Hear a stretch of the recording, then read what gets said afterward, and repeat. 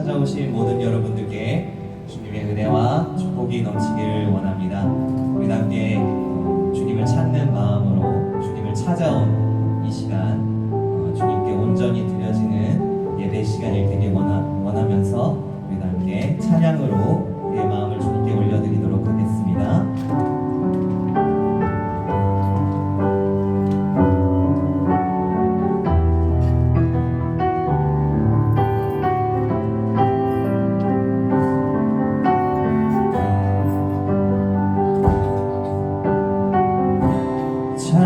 창조의 아버지 그 섭리 보이사 택하신 세대 일으키어 이 땅을 고치소서. 주의 크신 능력 만물을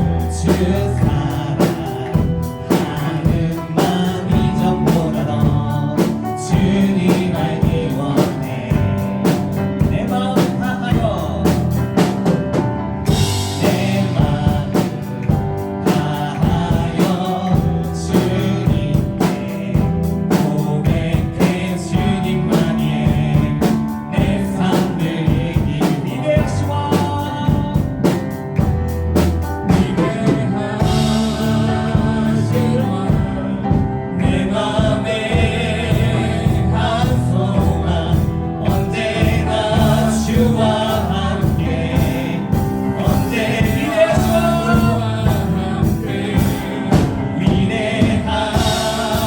위대하시와 내 맘에 한 소망 언제나 주와 함께 언제나 주와 함께 예수 나의 영혼의 구세주네 영원 부르는 주님만을 나 찬양하네 예수 나의 영혼의 구세주 영원 부르니 주님만을 나 찬양 불을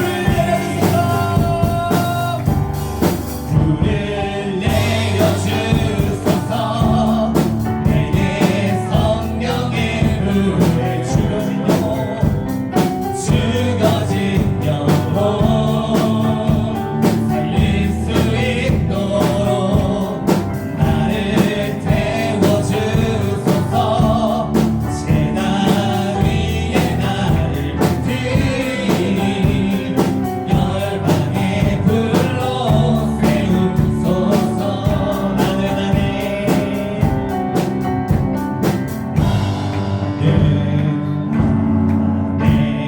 내가 살아가는 이유 불이 되는 것 작은 불이 큰 삶 모두 태우듯이 나를 쓰소서 불을 내려주소서 내게 성령의 불을 죽어진 영혼 살릴 수 있도록 나를 태워주소서 재단 위에 나를 드리니 열방의 불로 세우소서 주 앞에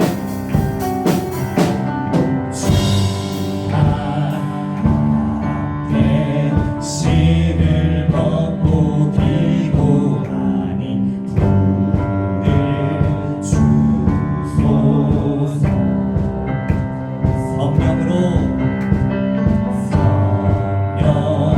성령으로 연단받은 불에 사 되게 하소서 우리를 내려주소서 내게 성령의 불을 죽어진 영혼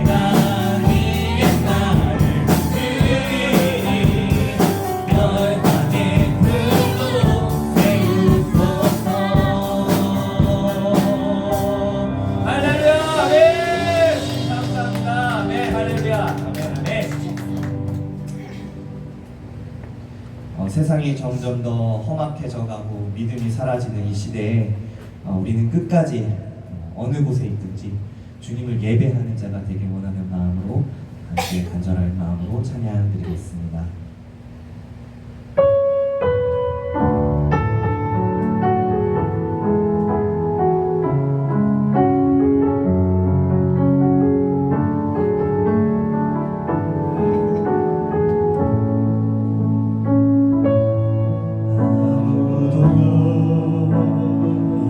예배하지 않는 그곳에서 주를 예배하리라. 아무도 찬양하지 않는 그곳에서 나 주를 찬양하리라. 누구도 헌신하지 않는 그곳에서 주께 헌신하리라. 누구도 증거하지 않는 그곳에서 나 주를 증거하리라. 아무도 예배하지 않는 그곳에서 주를 예배하리라. 아무도 찬양하지 않는 그곳에서 나 주를 찬양하. 내가 받는 모든 것, 내가 받는 모든 것 주를 예배하게 하소서. 주의 보혈로 덮어지게 하소서. 내가 섬기고 주의 거룩한 곳 되게 하소서. 주의 향기로 물. 내가 받는 모든 것, 내가 받는 모든 것 주를 예배하게 하소서. 주의 보혈로 덮어지게 하소서. 내가 섬기고 주의 거룩한 곳 되게 하소서. 주의 향기로 물들이소서. 누구도 헌신하지 않는, 누구도 헌신하지 않는 그곳에서 주께 헌신하리라. 누구도 증거하지 않는 그곳에서 나 주를 증거하리라. 내가 받는 모든 것, 내가 받는 모든 것 주를 예배하게 하소서. 주의 보혈로 덮어지게 하소서. 내가 섬기고 주의 거룩한 곳 되게 하소서. 주의 향기로 물들. 내가 받는 모든 것, 내가 받는 모든 것 주를 예배하게 하소서. 주의 보혈로 덮어지게 하소서.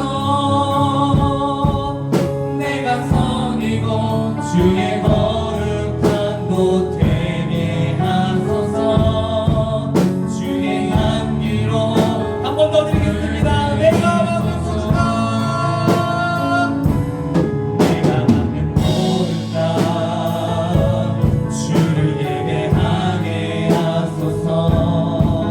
주의 보혈로 덮어지게 하소서. 내가 섬기고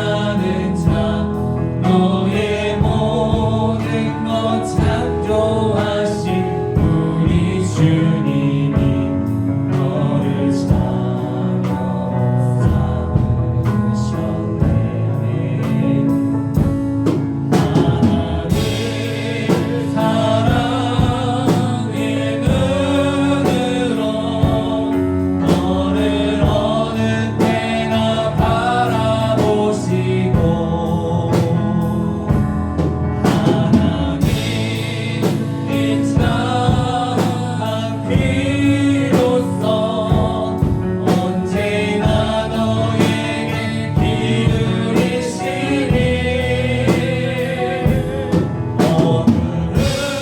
어두움에 밝은 빛을 비춰주시고 너의 작은 신음에도 응답하시니 너는 어느 곳에 있든지 주를 향하고 주만 바라 이 시간 함께 주만 바라보겠다는 다짐으로 함께 기도하며 예배로 나가겠습니다.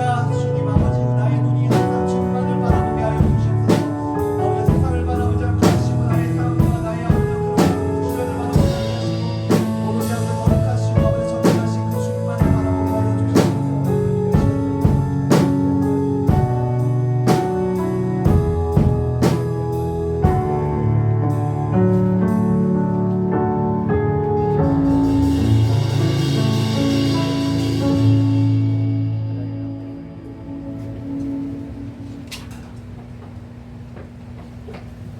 우리 다 같이 사도신경 하심으로 제 신앙고백 하러 들어갔습니다. 전능하사 천지를 만드신 하나님 아버지를 내가 믿사오며 그 외아들 우리 주 예수 그리스도를 믿사오니 이는 성령으로 잉태하사 동정녀 마리에서 나시고 본디오 빌라도에게 고난을 받으사 십자가에 못 박혀 주시고 장사한 지 사흘 만에 죽은 자 가운데서 다시 살아나시며 하늘에 오르사 하나님 우편에 앉아 계시다가 저리로서 산자와 죽은 자를 심판하려 오시리라. 성령을 믿사오며 거룩한 공예와 성도와 서로 통한 것과 죄를 사하여 주신 것과 몸이 다해 사는 것과 영원히 사는 것을 믿사옵나이다. 아멘. 우리 찬송가 23장 다 같이 부르도록 하겠습니다. 키 두 키만 낮춰주세요.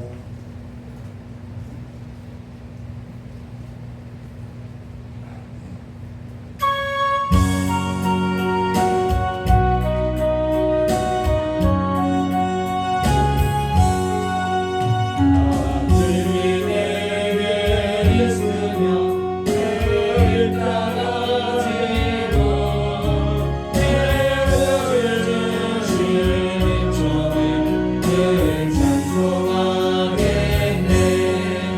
내 은혜로우신 하나님 나를 도와주시고 그 크신 영광 넓히며 알게 하소서.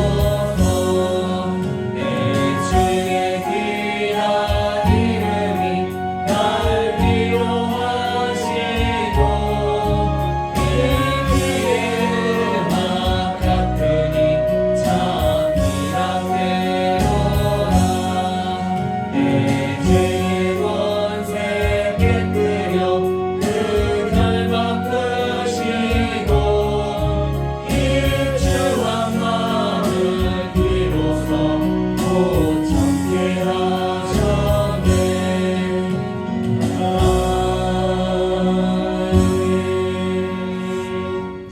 우리 오늘 함께 나눌 하나님 말씀은요. 욥기 41장 1절서부터 11절까지 교도하도록 하겠습니다. 욥기 41장 1절에서부터 11절입니다.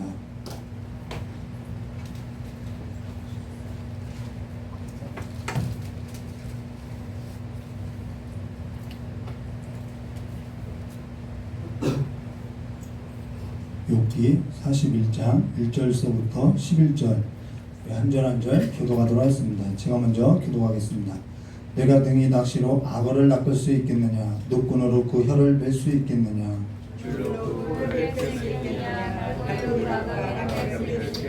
그것이 어찌 내게 연속 강구하겠느냐? 유순한 말로 내게 이야기하겠느냐? 내가 어찌 새를 놀리는 것 같이 그것을 놀리겠으며 내 소녀들을 위하여 그것을 메어 두겠느냐?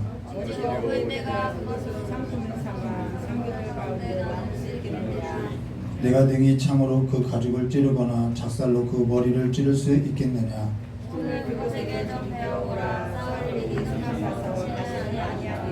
잡으려는 소망은 헛것이라 그것을 보기만 하여도 낙담하지 않겠느냐. 아무도 그것을 격동시킬 은행이 없거든 은이 나를 가져가느니라. 함께 했습니다. 누가 먼저 내게 주고 나로 깊이 하였느냐. 온 천하에 있는 것이 다 내 것이니라. 아멘.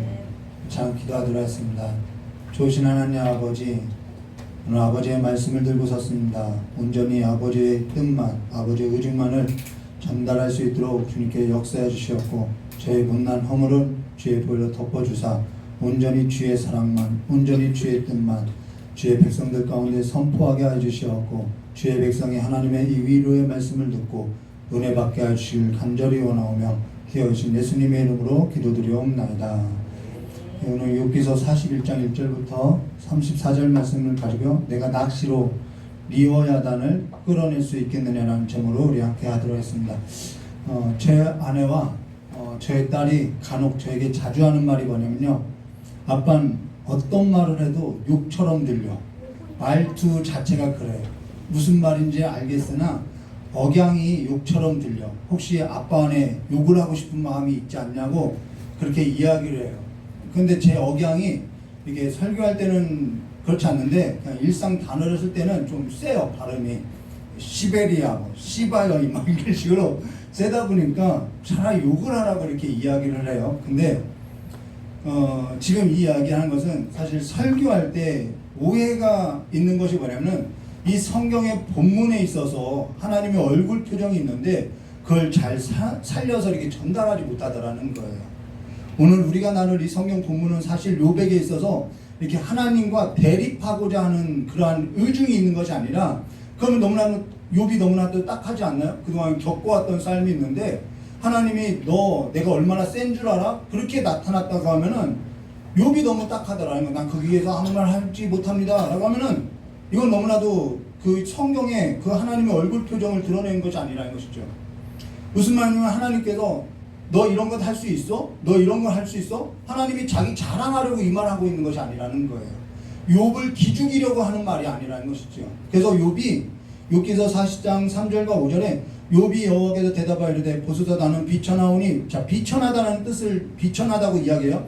나는 비천하오니 무엇이라 주께 대답하리이까 손으로 내 입을 가릴 뿐이로소이다. 내가 한 번 말하였은즉 다시는 더 대답하지 아니하겠나이다.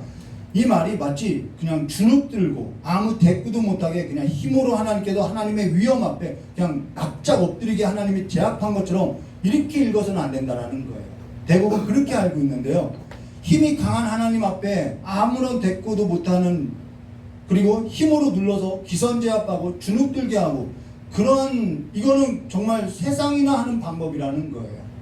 제가 이 얼굴 표정을, 이 하나님의 이 성경이 말하고 하는 이 의중을 잘 이게 표현하지 못해서 그런데 정말 이거는 하나님이 욥을 인격대로 대하는 표정이라는 거예요.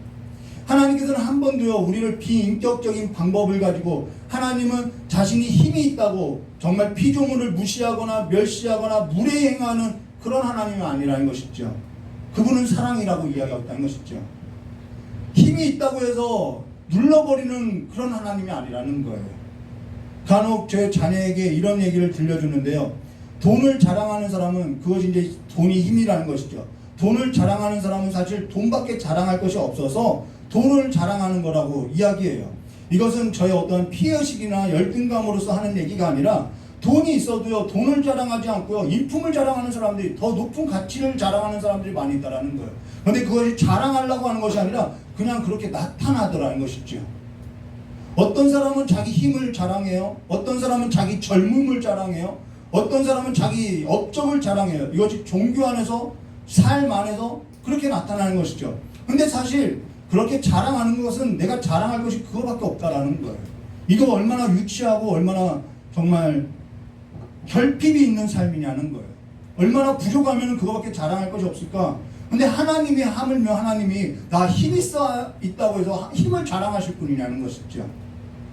성경은요 말없이 이야기하는데, 마태복음 6장 3절과 4절에 너는 구제할 때 오른손에 하는 것을 왼손을 모르게 하여 내 구제함을 은밀하게 하라. 은밀한 중에 보시는 너희 하나님이 갚으시니라. 어떠한 의도 없이 숨김없이 나타나는 것이 인격이라는 거예요. 이것이 가치 있는 것이죠. 나타내려고 하는 것이 아니라 그냥 후광으로서 나타나고 있다라는 거예요. 전에 아내가 지도했던 저희 아내를 지도했던 그 교수님이면서도 목사님이 이런 얘기를 했는데요. 목사가 되기 전에 사람부터 되라고 이야기를 했다는 거예요. 근데 사람을 지으신 하나님께서 한계가 있는 사람에게 한계가 있는 거 너무나도 잘 알죠. 하나님은 아셔요. 우리가 한계가 있고 연약하다는 것을 알아요. 그래서 본래 한계가 있는 피조물에게 넌 그거밖에 할 수 없니? 무시하려고 하나님 힘자랑하겠냐는 거예요. 우리가 부모가 아이에게 너 그거밖에 못하니라고 나는 할 수 있는데 그거 자랑하려고 그렇게 말하는 것이죠. 부모도 그렇지 않는데 타락한 본성을 갖고 있는 부모도 그렇게 하지 않는데 하나님이 그러겠냐는 것이죠. 제 억양이나 말투가 이 하나님의 이 성경에 담아있는 이 표정을 담아내지 못해서 사실 안타까움이 있는데요. 하나님께서는 지금 욥에게 나타나서 이런저런 질문을 하는 것은 지금 인격으로서 정말 자기와 대화할 수 있는 상대로서 여겨주고 지금 이야기하고 있다는 거예요. 사실 그런 표정이 전달되지 못하는 것이 한계죠. 그래서 설교할 때마다 성령을 의지하고 기도하지 않을 수 없는 거죠. 왜요? 그 하나님의 의중이 전달되어야 하니까요. 그러면 어찌하여서 하나님은 욥에게 계속해서 이러한 질문을 쏟아놓고 있었느냐? 우리 그것을 봐야겠죠. 자, 하나님께서 욥에게 했던 말들이 몇 가지 있는데요. 지난 시간에 보았던 우리 욥기서 40장 15절과 24절 말씀 보시면은 지난 시간에 건너뛴 성경 본문이죠. 우리 15절부터 19절까지 보시면요. 24절까지 볼게요. 이제 소같이 풀을 먹으며 베헤못을 볼지어다. 내가 너를 지은 것 같이 그것도 지었느냐. 지금 내가 너를 지은 것처럼 그것도 지었다라고 표현하고 있어요. 그러면서 그것의 힘은 허리에 있고 그 뚝심은 배의 힘줄에 있고 그의 꼬리를 치는 것은 백향목을 흔드는 것 같고 그 넓적다리의 힘줄은 서로 얽혀 있으며 그 뼈는 녹과 같고 그 뼈대는 쇠막대 같으니 그것은 하나님이 만드신 것 중에 으뜸이라. 그것을 지으신 이가 자기의 칼을 가져오기를 바라노라. 여기 베헤못이라고 했는데요. 지금 여러분이 갖고 있는 개혁은 이건 개정판이죠. 개혁 한글은 하마라고 표현되어 있을 거예요. 그러나 사실 여기에 있어서 해석이요 명확하지가 않아요. 전에는 하마라고 했는데 이제는 그냥 이 단어 그대로 베헤못이라고 해석하는데 이거는 무슨 말이냐면 땅에 있는 들짐승 중에서 가장 강력한 것이라고 해석하면 된다는 거예요. 자, 그러고 나서 20절부터 보시면요. 모든 들짐승들이 뛰는 산은 그것을 위하여 먹이를 내느니라. 그것이 연잎 아래에나 갈대 그늘에서나 늪 속에서나 엎드리니 연잎 그늘에 덮으니 시내버들이 그 감싸두는구나. 강물이 소용돌이 칠지라도 그것은 놀라지 않고 요단강 물이 쏟아져 그 입으로 들어가도 태어나니 그것이 눈을 뜨고 있을 때 누가 능히 잡을 수 있겠느냐. 갈고리로 그것의 코를 꿰 수 있겠느냐. 이 말은 할 수 있다는 것보다 못한다라는 것이죠. 잡을 수 없다라는 거예요. 사실 할 수 없으나 사람으로서 할 수 없으나 이걸 누가 지었다는 거냐면 내가 지었다라는 것을 이야기하는데 이 이야기를 하는 것은 지금 자랑하려고 하는 것에 있지 않다라는 거예요. 욥하고 대화하려고 하고 있다라는 거예요. 근데 사실 여기 하마라고도 하고 베헤못이라고도 하나 그러나 사실 이거는 사람이 뭐 이런 것은 다 잡을 수 있죠. 뭐 사람이 매머드 같은 것도 잡을 수 있는데 이것은 사실 사람이 감당할 수 없는 들짐승, 괴물, 우리가 앞서 보았던 길들이지 못하는 그 짐승보다도 더 싸놓은 아주 악한 것이라고 해석하면 되는 거예요. 그래서 괴물 정도로 해석하는 땅에 있는 괴물이라고 해석하면 된다는 거예요. 근데 그것까지도 너가 어쩔 수 없는 그 한계에 있는 것까지도 하나님은 다스리고 지었다라는 거예요. 그리고 또 오늘 우리가 함께 교독했던 욥기서 41장 1절 말씀 볼게요. 내가 낚시로 리워야단을 끌어낼 수 있겠느냐? 롯군으로 그 혀를 맬 수 있겠느냐? 우리가 마귀하고 싸울 수 있나요? 마귀하고 싸울 수 있는 방법은 성경에 딱 한 가지 있죠. 죽게 붙어 있으라 그거죠. 그거 하나밖에 없다라는 거예요. 내가 낚시로 리워야단을 끌어낼 수 있겠느냐? 자, 리워야단은 전에는 악어라고 했는데 리워야단은 악어라고 하고 또는 옛뱀 또는 마귀 또는 사탄 악한 자 어둠에 있어서 어떠한 실체라는 거예요. 여러 가지 해석할 수 있으나 이거는 정말 바다에서 올라오는 짐승, 계시록에 나오는 것처럼 바다에서 올라오는 아주 흉흉한 어둠의 실체라는 것을 말해줬다라는 거예요. 근데 모든 인생이 바다에서 뭐하는 고기 잡는 배와 같다고 우리가 앞서서 보았다라는 거예요. 사람의 인생을 뭐라고 비유했냐면 배와 같다라고 얘기했어요. 바다에 있는 배와 같다. 근데 그 바다를 흉흉하게 하는 것이 뭐냐면 리워야단이라고 이야기하는 거예요. 리워야단. 사람들은 그 바다에서 뭐하냐면 두려워하고 있죠. 그래서 전에 비유로서 제가 배 타다가 한번 죽을 뻔한 적이 있다라고 이야기했죠. 겁먹은 적이 있다고 했죠. 자, 시편 107편 23절과 32절 말씀 보시면 이렇게 말하고 있어요. 배들은 바다를 띄우며 큰 물에서 일하는 자는, 자, 인생이 큰 물에서 일하는 자가 돼. 여호와께서 행하신 일들과 그의 기이한 일들을 깊은 바다에서 보나니, 여기 기이한 일이 나와요. 하나님의 기이한 일. 근데 깊은 바다에서 보나니 여호와께서 명령하신즉 광풍이 일어나 바다 물결이 일으키는다. 우리는 그걸 보면요 혼비백산하게 되어 있다라는 거예요. 여기 기이한 일들을 어디서 보냐면 깊은 바다에서 본다고 이야기했어요. 근데 여기 그걸 누가 명령한 일이냐? 광풍과 물결을 누가 일으켰냐? 그걸 누가 지었느냐? 여호와라는 거예요. 하나님이라는 거예요. 그래서 이 사람이 어쩌지 못하는 이러한 고난, 이러한 역경, 이 모든 것이 이 배후에 세력이 있다고 해도 그것마저도 하나님께서 다스리고 하나님은 그 가운데서 기이한 일을 나타내 보인다라는 거예요. 이걸 이야기하고 있어요. 그래서 거기서 하나님은 기이한, 자, 그러고 나서 26절과 29절 말씀 이어서 보면요, 그들은 하늘을 솟구쳤다가, 이게 우리의 인생이죠. 솟구치기도 하고 떨어지기도 하고 깊은 곳으로 내려가나니 그 위험 때문에 그들의 영혼이 녹는구나. 그들이 이리저리 구르며 취한 자같이 비틀거리니 그들의 모든 지각이 혼돈 속에 빠지는구나. 왜 우리의 이해 범주를 벗어난 거죠. 왜 이런 일이 일어나느냐? 납득이 되지 않는다고 하는 거죠. 이에 그들의 고통 때문에 여호와께 부르짖음에 그가 그들의 고통에서 그들을 인도하시고 광풍을 고요하게 하사 물결도 잔잔하게 하시나. 혼비백산하고 혼이 나가고 넋이 나가게 되고 나서 비명이 지르고 나서 거기서 뭘 보는 거예요? 우리는 그의 기이한 일을 본다라는 거예요. 거기서 여호와께서 행하신 일을 보고 거기서 여호와께서 행하신 기이한 일을 본다라는 거예요. 그게 뭐냐면은 그의 앞에 내가 아무것도, 이 모든 풍랑과 역경 가운데 내가 할 수 있는 것이, 리워야단도 잡을 수 없죠. 앞에서 보았던 베헤못도 우리가 잡을 수 없죠. 우리의 한계를 벗어난 일들이라는 거예요. 우리의 한계를 벗어난 일들, 내가 아무것도 할 수 없고 내가 무기력하고 내가 할 수도 없는 한계에서도 또 한계를 부딪히고 고통 가운데 비명을 지르고, 이게 욥의 삶이었다라는 거예요. 부르짖는 것 외에는 달리 할 수 있는 것이 없었다라는 거예요. 거기서 본 것이 뭐냐면은 우리는 우리의 뭘 본다라는 거예요? 한계를 본다라는 거예요. 이게 기이한 일이라는 거예요. 자녀가 아파도 대신 아파할 수 없어요. 내가 어쩌지 못해요. 그것이 우리의 한계라는 거예요.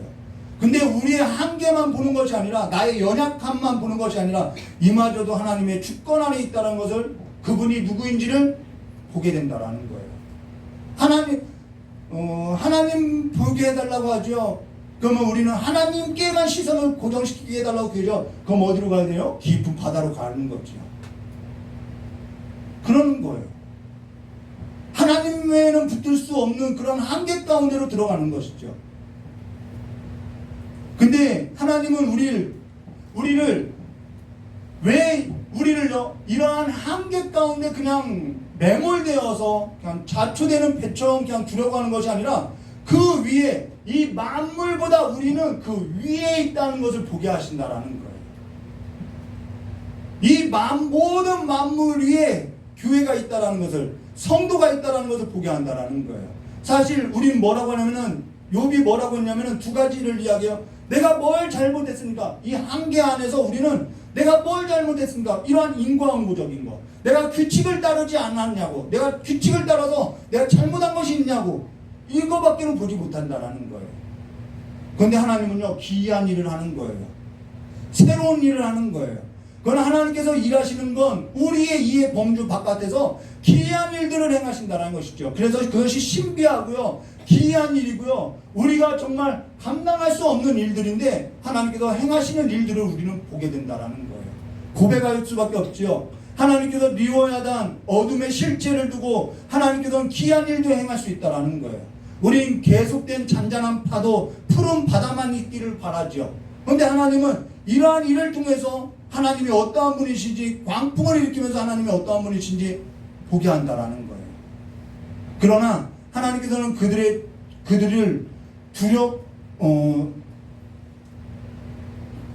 이 리워야당이나 베데못이나 이런 것들을 두고도 그들을 지으시고 그들을 다스리는 자로서 이 모든 것을 다 통달하여서 하나님은 우리에게 기이한 일을 보이신다라는 거예요. 그리고 욕은 또 두 번째로 이야기죠. 이러한 것을 냅두는 거, 우리는 치워버렸으면 좋겠죠. 나하고 같이 일하는 사람 없어졌으면 좋겠죠. 그런데 하나님께서는요, 우리는 그래요. 왜 그런 것을 우리에게 둬서 왜 하나님 바르게 경영하지 않느냐라고 이야기하죠. 그러나 하나님께서는요, 여기 있는 모든 것을 두고도요, 하나님은 옳은 일을 하고요, 선을 이룰 수 있다라는 거예요. 그것이 성경이죠. 전혀 이해할 수 없는 신비롭고 기이한 일을 행하고 있다라는 것이죠. 그러면서 하나님께서는 무엇을 얘기하냐면, 이걸 지었던 것 같이 내가 너를 지었어 라고 이야기하는 거예요. 내가 너를 지었다. 하나님께서는 이걸 지었던 걸로서 하나님의 일을 하고 있는데, 하나님께서 이걸 지었던 걸로서 뭘 하냐면은 우리의 한계를 보게 해요. 우리의 한계를 경험하게, 우리가 흙이라고, 우리는 연약하다라는 것을 그냥 물속 가운데, 이러한 풍랑 가운데 빠져들 수밖에 없다라고. 그리고 우리는 아무것도 할 수 없고 한계에 부딪히는 것을 계속 경험하지요. 그러나 하나님께서는 그런 우리를 또한 어떠한 자로 지었냐면은 이 한계에 있는 우리에게 하나님의 영광을 숨겨놨다라는 거예요. 하나님의 자기 형상을 숨겨놨다라는 거예요. 그래서 욥의 삶 가운데 하나님의 영광을 비춰놓은 거죠. 이런 것들로 인해서 혼이 나가고 넋이 나가고 두려워하고 공포 속에서 사는 자인데, 우리를 하나님께서는 다스리는 자로 하나님의 형상으로서 이러한 리워야단, 베나못, 이러한 광풍, 이러한 모든 고난을 그 위에서 다스리는 자로서 우리를 지어놨다라는 거예요. 그래서 이렇게 말하죠. 창세기 1장 26절과 28절. 하나님이 이르시되 우리의 형상을 따라 우리 모양대로 우리가 사람을 만들고 그들로 바다의 물고기, 이게 리워야단이에요. 큰 물고기도 있죠. 하늘의 새와 가축과 온 땅과 땅에 기는 모든 것을 다스리게 하자 하시고, 하나님이 자기 형상 곧 하나님의 형상대로 사람을 창조하시되 남자와 여자를 창조하시고, 하나님이 그들에게 복을 주시며 하나님이 그들에게 이르시되 생육하고 번성하여 땅에 충만하라. 땅을 정복하라. 바다의 물고기와 하늘의 새와 땅에 움직이는 모든 생물을 다스리라 하시니라. 그 형상, 그 영광이 누구로서 나타나냐면은 예수님으로 나타났다라는 거예요. 그 예수님은 사람의 몸, 이 한계를 가진 그 사람의 몸을 입고 왔는데 누구의 형상을 입고 왔냐면 하나님의 영광, 하나님의 형상을 입고 왔다라는 것이죠. 근데 어둠에 있어서 실제 이 리워야단이라고 하는 그 옛뱀, 악어, 애굽이라고 하는 그 세상 나라의 방식, 이 세상 나라의 방식은 뭐냐면은 커야 한다라는 거예요. 수가 있어야 한다, 힘이 있어야 한다라는 거예요. 그러나 하나님의 나라의 방식은 뭐냐면은 수에 있고 크기에 있고 힘에 있는 것이 아니라 우리의 연약함에 있다라는 거예요. 반대라는 거예요. 세상은 늘 그래요. 너 스펙이 있어야 하고 능력이 있어야 하고 자격이 있어야 한다고. 우리는 그걸로서 내가 세상 가운데서 뭔가 할 수 있다라고 이야기하는 거예요. 모세도 그랬어요. 내가 학문과 무술을 배워서 내가 뭔가 할 수 있다라고 생각했어요. 아니요. 하나님은 그가 그의 한계에 부딪혔을 때 그때 들어쓰고 있다라는 거예요. 세상 방식과 하나님의 나라의 방식이 달라요. 어둠의 실체라는 것은요, 그래 너가 하나님의 형상이고 하나님의 아들이고 하나님의 영광이라면은 한번 해보라는 거예요. 십자가에서 내려와 보라, 힘있게 한번 내려와 보라, 그럼 믿겠다는 거예요. 사단이 그러죠. 이 리워야단 악어가 그런 거죠. 옛뱀이 그런 거죠. 만일 내가 하나님의 아들이면은 뛰어내려봐라. 내가 만약 하나님의 아들이면은 성전 꼭대기에 올라봐라. 돌을 떡덩이 되게 해보라. 근데 그러한 방법으로서요, 세상은 변하고요, 굴복된 적이 없다라는 거예요. 힘으로써, 크기로써 어떠한 스펙을 가지고 세상이 굴복한 적이 있느냐? 한 번도 없다라는 거예요. 어둠에 있어서 그 실체가 없어지게 되면요, 고통이 사라지고요, 질병이 없어지면요, 하나님의 영광이 드러날 것 같죠. 그런데요, 우리의 힘과 어떤 우리의 크기와 우리의 수를 가지고 우리가 커질 때, 우리의 탑을 쌓을 때 우리의 이름밖에 남지 않다라는 거예요. 세상이 그렇게 굴복되어지는 것이 아니라는 거예요. 그렇게 이해했다면은 성경이 말하는 십자가의 도, 하나님의 지혜, 하나님의 능력이라고 하는 이 십자가는요, 무의미하고요, 어떤 것으로도 해석할 수가 없어요. 그러니까 하나님을 믿는다고 하나 우리의 이해 범주에서 하나님을 이해하고 있다는 것이죠. 하나님을 믿는다고 하나 우리의 이해 범주, 우리의 영역 안에서 이해하기 때문에 하나님이 그 이해 범주를 넘어서 일을 하면은 우리는 하나님을 알지 못하고 이해하지 못한다고. 어째서 내게 이러한 일을 했냐고, 내가 뭐 잘못한 것이 있냐고, 우리는 늘 이 문제 안에 있다라는 거예요. 하나님의 그 경영의 방식에 있어서 이해하지 못하는 거예요. 그 하나님의 기이한 일, 이 깊은 바다에서 하나님이 모든 것을 다스리는 그 주권이 하나님께 있음을 보지 못하는 것이죠. 그게 뭐냐면 하나님의 방식이 뭐냐면요, 십자가의 방식이에요. 여기에 있어서 성경이 정확하게 뭐라고 하냐면은 그 십자가의 도에 있어서 이렇게 말하죠. 고린도전서 1장 26절과 29절, 형제들아 너희의 부르심을 보아라. 육체를 따라 지혜로운 자가 많지 아니하며 능한 자가 많지 아니하며 문벌 좋은 자가 많지 않으다.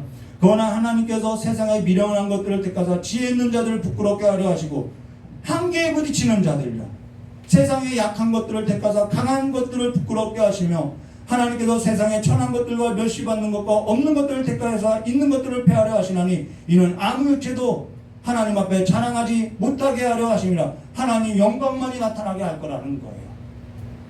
하나님께서 욥의 인생 가운데 하나님의 방식으로서 계속해서 하나님께서 일하시고 기이한 일을 나타내 보신 것은 어떠한 공식, 규칙, 인과응보가 아니라 어떠한 조건이 아니라 내가 이 기이한 일을 행하겠다라는 거예요. 내 영광을 나타나겠다라는 거예요. 그 영광을 이제는 우리 눈으로 볼 때 참 기이한 일이 일어났다고 하는 것이죠. 우리 눈에 보기에는 이것이 참으로 기이한 일이라는 거예요. 구원뿐만 아니라 우리의 삶까지도, 우리의 삶의 방식을 다뤄가시는 것까지도 참 기이한 일들이라는 거예요. 신비롭지요. 그래서 마태복음 21장 42절에 예수께서 이르실 때 너희가 성경에 건축자들이 버린 돌이 이거 쓸모없네, 이거 필요없네, 이거 아무짝에도 없네, 쓸모없는 한계가 드러나는 건축자의 버린 돌이 모퉁이의 머릿돌이 되었나니 이것이 주로 말미암아 된 것이요 우리 눈에 기이하도다 함을 읽어본 일이 없느냐, 이런 말이 있다라는 거예요. 우리가 알 수 없다, 그게 우리의 한계지요. 그러나 하나님께서 명령하신 일이며 우리 눈에 보기에는 기이한 일이라는 거예요. 이 십자가, 하나님이 행하신 이 일. 그러나 한 가지, 하나님께서 행하신 이 일로 인해서 우리가 보게 된 이 기이한 일이 뭐냐면은 여기 있는 모든 일이 주로 말미암아 이루어졌다는 것을 고백하게 된다라는 거예요. 이 모든 일이 하나님께로 갔을 때 이 고백이 그냥 주눅 들어서 하는 것이 아니라 대화 가운데 이루어지고 있다라는 거예요. 그러나 하나님께서 우리로 하여금 세상 방식, 어떤 세상의 가치, 세상의 방향, 그래 힘, 스펙, 능력, 크기, 그것이 아니라 연약함, 천한 것, 멸시받는 것, 한계가 있고 알 수 없고 나는 할 수 없고 나는 흙에 불과하고 그러한 우리로 하여금 하나님의 형상을 지음받은 자로 모든 만물을 다스릴 자로 우리를 세우셨는데 우리가 어찌 그러면은 이 한계에 있는 우리가 어떻게 이 모든 만물을 다스릴 수 있냐는 거예요. 공포와 두려움, 우리는 늘 공포와 두려움 가운데 있죠. 우리의 공포와 두려움, 그 실제 앞에서 무엇으로서 다스릴 수 있냐는 거예요. 이 풍랑을 무엇으로서 우리가 다스릴 수 있냐는 거예요. 여호수아서에 딱 나오죠. 너는 강하고 담대하라. 여호와의 말씀이라는 거예요. 여호와의 말씀이 우리의 삶을 강하게 하고 담대하게 한다는 것이죠. 그게 하나님의 방식이라는 거예요. 그 하나님의 말씀, 하나님께서 거기에 자기의 영광을 주었음을 말하고 있다는 것이죠. 그 하나님의 말씀에 있어서 우리가 시편 8편을 볼게요. 시편 8편 2절과 9절. 어떻게 해서 하나님의 일하시는 방식이 뭔지, 이 기이한 일이 뭐냐면요, 시편 8편 2절과 9절. 주의 대적들로 말미암아, 이게 대적이죠. 우리에게서는 이것이 고난이고 고통이고 질병이고 대적이죠. 주의 대적들로 말미암아 어린아이들과 젖먹이들의 입으로, 어린아이들이 뭐 할 수 있나요? 우리 그렇게 생각해요. 어린아이들과 젖먹이들의 입으로 권능을 세우시며, 용사로서 권능을 세운 것이 아니라는 거예요. 이는 원수들과 보복자들을 잠잠하게 하려 하심이라, 자랑치 못하게 하려 하심이라. 이게 하나님 방식이라는 거예요. 고린도전서 우리가 1장 26절과 29절에 앞서서 본 것과 같지요. 천국은 어린아이와 같지 아니하면 결단코 들어갈 수 없다라고 이야기하고 있어요. 어린아이들, 젖먹이는 자들, 그러면서 젖먹이들의 입으로 권능을 세우심이라는 것이 뭐라고 하냐면요. 자, 시편 8편 2절부터 9절 이어서 보면요. 자, 3절에요. 이 젖먹이들의 이 어린아이들로서 하나님은 이 한계를 느끼는 자들에게 이 만물을 다스리는데요. 3절부터 볼게요. 주의 손가락으로 만드신 주의 하늘과 주께서 베풀어 두신 달과 별을 내가 보니, 이거 주님께서 다 했던 앞에서 말한 거죠. 우주를 보았느냐? 내가 기둥을 세웠는데 하늘에 별을 달았을 때 그걸 보았느냐? 다 그러죠. 근데 사람이 무엇이기에 주께서 그를 생각하시며 인자가 무엇이기에 주께서 그를 돌보시나이까? 그를 하나님보다 조금 못하게 하시고 영화와 총기로 관을 씌우셨나이다. 내가 그렇게 나는 젖먹이와 같은 자인데 주님께서 나와 영광과 총기로 관을 씌웠다는 거예요. 주의 손으로 만드신 것을 다스리게 하시고 만물을 그 발 아래 주셨으니 우리가 이 모든 것 위에 있다는 거예요. 곧 모든 소와 양과 들짐승이며 공중의 새와 바다의 물고기와 바닷길에 다니는 것이니라. 여기에 다 나오죠. 여호와 우리 주여, 주의 이름이 온 땅이 어찌 그리 아름다운지요. 여러분, 어린아이들의 노래로서 하나님이 영광받고 있다는 거예요. 젖먹이들의 입으로 권능을 세우심이라는 것으로서 그들로 하여금 이 모든 만물을 다스리게 했다라는 거예요.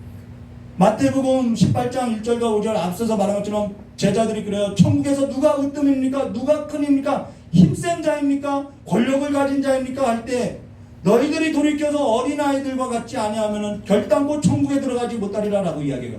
그러면 어린아이들, 젖먹이들이 우리가 생각할 때 맑고 순수해야 하니까 내가 깨끗해야 하는구나, 맑고 순수해야만 천국에 들어가야 하나, 그런 뜻이 아니죠. 유대인들의 사고에 있어서는, 유대의 개념에서는 이 젖먹이들, 어린아이들은요, 숫자에도 들어가지 않고 크기에도 들어가지 않고 힘에도 들어가지 않는 무능력한 자를 가리켜서 하는 말이라는 거예요. 아무 쓸모없는 자들, 무능력한 자를 어린아이라고 하는 거예요.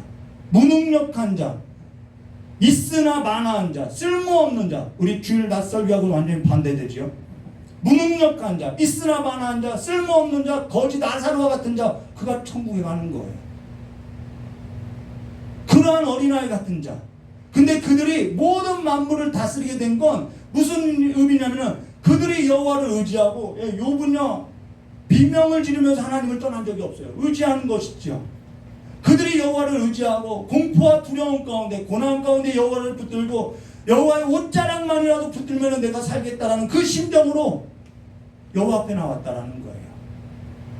그 삶의 절정이 어디냐면은 두려움 가운데 하나님께서 귀한 일을 보이신 그 하나님의 여호와의 이름을 보고 여호와를 노래하는 것으로서, 여호와여 우리 주여, 주의 이름이 어찌 온 땅에 그리 아름다운지요, 노래로서 찬양으로서 이 젖먹이는 자들의 입을 통하여서 권능을 입혔다라는 거예요. 거기서 여호와께서 영광을 받으시는 것이죠. 그 영광을 받으실 때 하나님께서 그 찬송 중에 거하시는 것으로서 모든 어둠이 떠나가게 되어 있다라는 거예요. 모든 만물이 다스려진다라는 거예요. 그들의 삶 가운데 절정이라는 것은요, 두려움 가운데 함몰되어지는 것이 아니라 여호와를 의지하고 여호와를 부르며 여호와께 노래하며 거기서 그들의 노래를 들으시고 그들의 찬양 가운데 거하시며 그들이 부르는 그 부르짖음에 응답하시고 폭풍 가운데 나타나셔서 그들 안에 찬송 중에 거하시는 하나님의 영광을 그들의 한계 가운데, 그들의 노래 가운데, 그들이 부르는 그 이름 가운데 하나님은 영광을 드러내더라는 거예요. 사실 전에 옥천에 집회할 때 간증했던 적이 있었어요. 사실 얼마 전만 해도요, 죽음에 있어서 두려움, 어둠의 실체가 밤마다 찾아갈 때마다 저는 두려워했고요, 아무것도 거기에 있어서 할 수도 없었고요, 그냥 하나님 이름만 불렀고요, 찬송만 불렀고요, 그 찬송을 불렀을 때 모든 것이 떠나가는 것을 경험해왔다는 거예요. 그걸 옥천교회에 가서 집회할 때 간증한 적이 있죠. 전에 주일 낙살교할 때 목사님도 귀신을 들렸던 그 친구가 있을 때 찬송, 마귀들과 싸울 때 그걸부터 귀신이 떠나갔다고 간증하죠. 찬송이라는 것은요, 어둠에 있어서 이 실체가 아닌 하나님의 영광에 있어서 그 절정, 그 하나님의 실체를 경험하는 최고의 절정이 어디냐면은 하나님을 노래하는 것, 그분의 이름을 부르는 것에 있다라는 거예요. 그래서 9절에 여호와 우리 주여, 주의 이름이 온 땅에 어찌 그리 아름다운지요, 죽음에 있어, 어둠에 있어 실제가 뒤엎을 때, 그래서 임종할 때 찬송가를 틀어놓는 거죠. 싸움이 만만치 않거든요. 하나님께서 그 어둠 가운데 기이한 일들을 보이시는 거예요.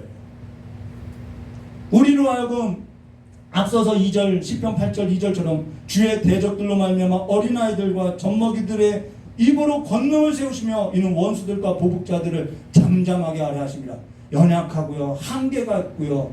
그래서 정말 주님의 옷자락만이라도 붙들고자 했던 그러한 삶 가운데, 그들의 입술 가운데, 그들이 불렀던 이름 가운데 하나님께서는 자신의 영광을 나타내며 기이한 일로서 그들을 인도하신다는 것입니다. 그가 우리를 지으셨고요, 그가 우리를 찬송케 하셨고요. 이게 우리의 모습 아닌가요? 흙으로 지음받았는데 하나님을 찬송하는 자로서 이 모든 만물보다 뛰어나게 하셨지요.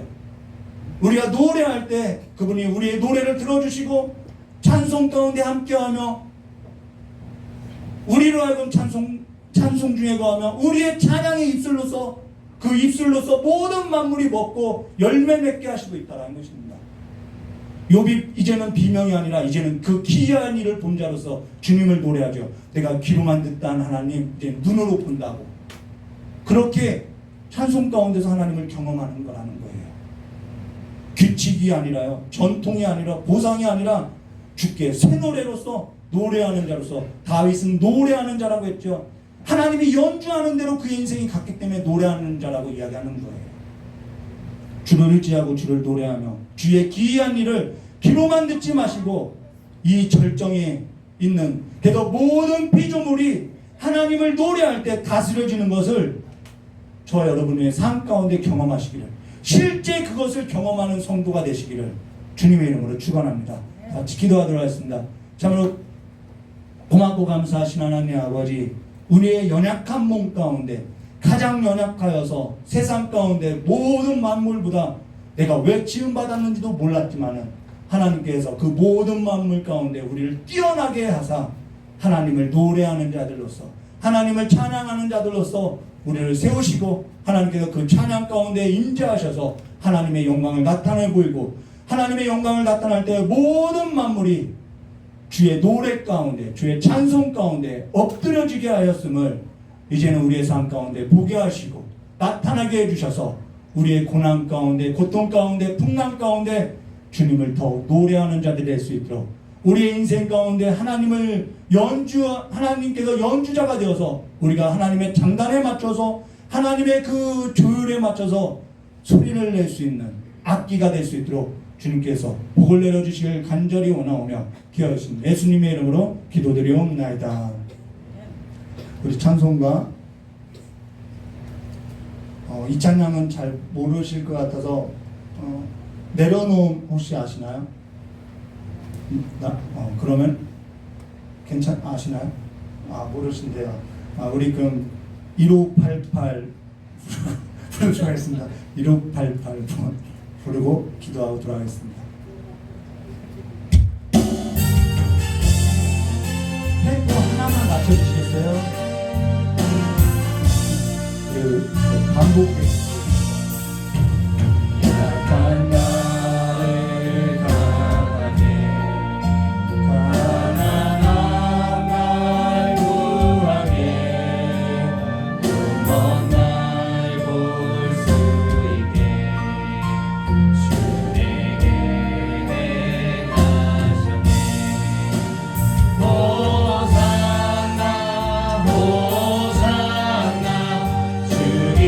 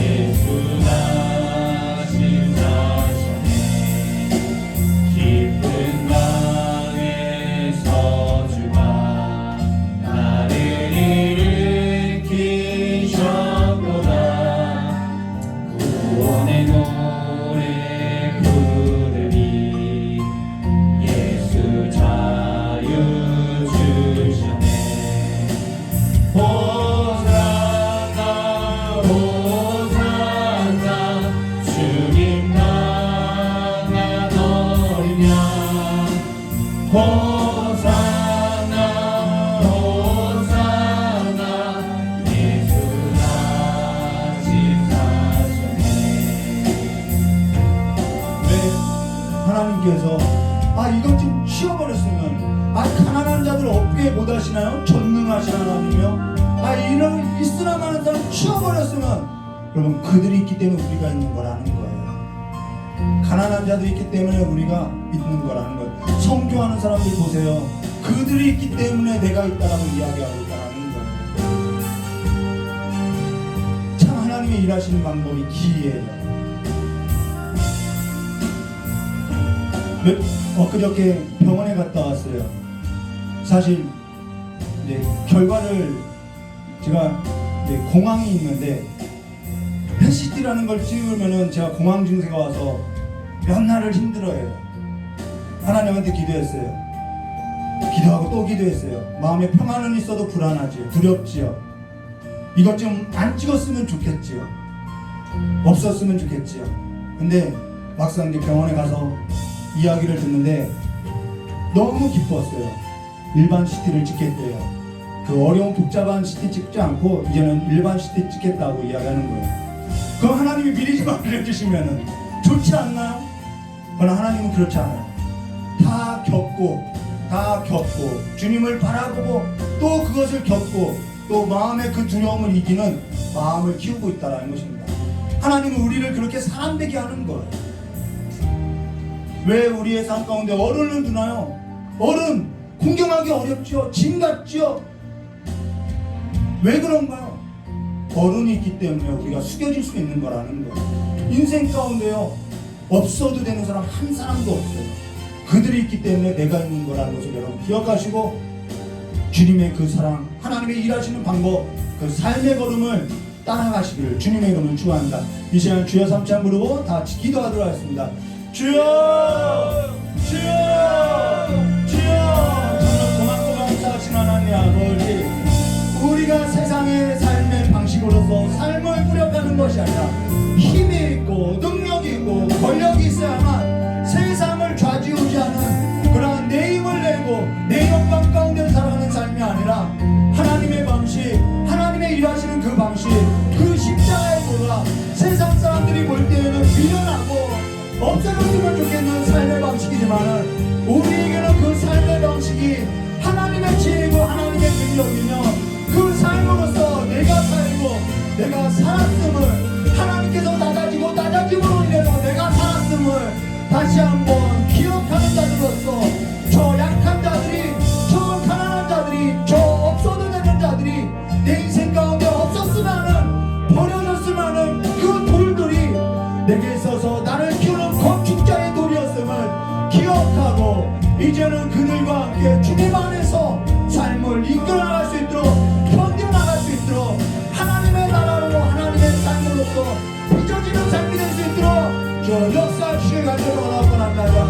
고난 가운데 두려움 가운데 주님을 찾게 하여 주시었고 주님 앞에 나오게 하여 주시었고 주님을 노래할 때마다 노래 가운데 거하시는 그 주님께서 우리와 함께 하시었고 우리의 마음 가운데 하나님의 평강이 하나님의 은총이 가득 넘치는 삶이 될 수 있도록 저 역사하시길 간절히 원하고 합니다.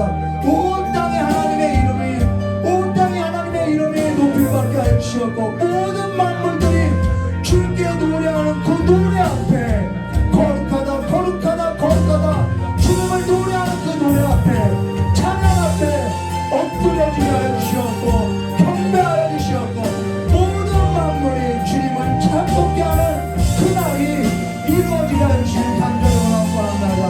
우리의 삶 가운데 기이한 일을 행하시는 그 하나님 귀로 만지는 것이 아니라 이를 눈으로 보고 주님을 뵙고 살아가는 삶이 될 수 있도록 두 손 들고 축복하여 주시길 간절히 원하오며 기원하신 예수님의 이름으로 축복하며 기도드리옵나이다.